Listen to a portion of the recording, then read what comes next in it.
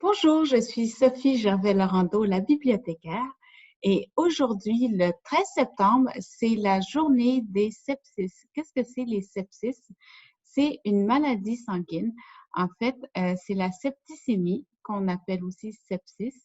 Et ce que c'est en fait, de ce que j'en comprends parce que je ne suis pas médecin, c'est un empoisonnement sanguin. Alors, je vais vous présenter le résultat de mes recherches. La septicémie ou sepsis, sepsis c'est plus en anglais qu'on utilise ce terme-là, mais on semble utiliser aussi en français. Alors, c'est un empoisonnement du sang. Il peut y avoir plusieurs causes et différents symptômes associés à cette maladie, mais il y a des millions de personnes qui peuvent mourir de cette maladie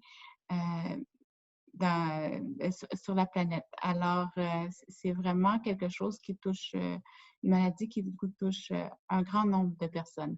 Alors, sur Wikipédia, alors qu'est-ce qui se passe sur Wikipédia? Sepsis. Alors, on a une page sepsis et vous pouvez aller voir. Faites toujours attention quand il s'agit de maladies.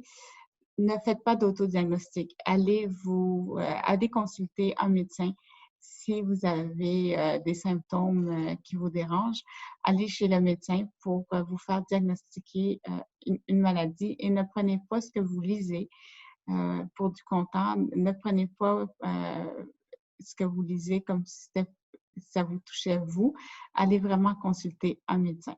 Alors, résultat de la recherche pour empoisonnement sanguin, c'est rare que ça m'arrive, mais il n'y a pas de page pour empoisonnement sanguin sur Wikipédia. Il faudrait peut-être en créer une, mais ce que j'aime de Wikipédia, ce qui est un défaut aussi, c'est que ça nous donne le goût d'aller voir ce qu'il y a à côté, comme ici, liste des morts insolites. Et liste des morts insolites qui n'est pas nécessairement liée à la septicémie, mais je trouvais ça super sympathique comme page. Alors, il y en a vraiment à toutes les époques. Alors, s'il y a des écrivains dans cette pièce, moi, j'adore écrire. Je vais prendre le temps de regarder cette page. Mais c'est une des forces de Wikipédia. C'est aussi une des faiblesses si on succombe un peu trop souvent à ça. Alors, ici, Medline, c'est vraiment une base de données géniale. Je vous la recommande. C'est une des meilleures bases de données gratuites qui existent. Faites toujours attention aux bases de données gratuites, surtout quand ça concerne la médecine. Vous ne savez pas toujours qui est l'auteur des lignes d'une base de données médicale quand c'est gratuit, mais Medline, elle est vraiment recommandée et recommandable.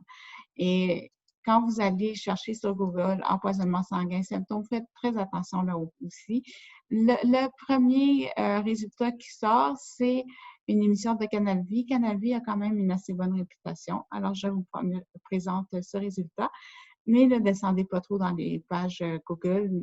Plus vous descendez, moins, plus il y a des risques que les pages soient de moins bonne qualité par rapport aux termes médicinaux.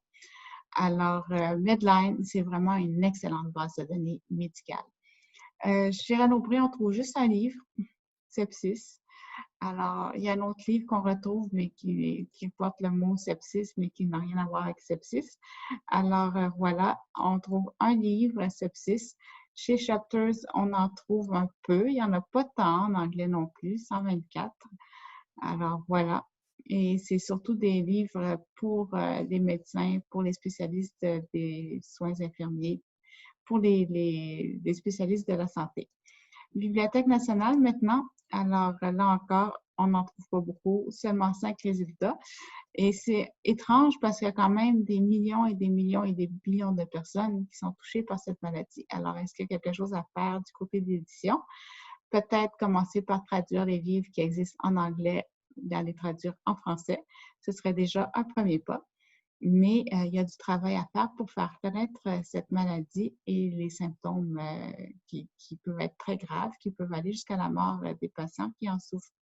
Alors voilà, c'était pour le 13 septembre, aujourd'hui, la journée mondiale contre la septicémie. Sur ce, je vous dis bonne journée et à bientôt pour une autre émission.